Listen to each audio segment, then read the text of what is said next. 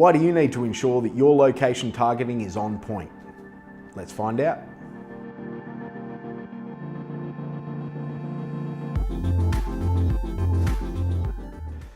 Have you ever been cruising around the net and seen an ad that's advertising some service that is in a city or area that you will never ever go to?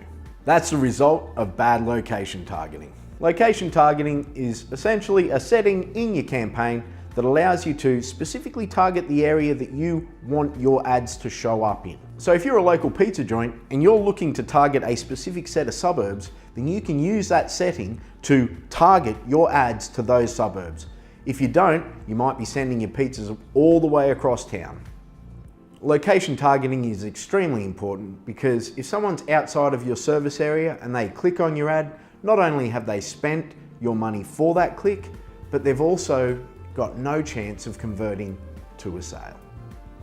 I have one last tip that nobody usually gives out, but first I need you to subscribe, comment, and like below. So what is this tip? As I said before, Google's targeting is not entirely accurate. So often what I'll do is I'll expand the location targeting to the entire city, but use the keywords to make it hyper specific.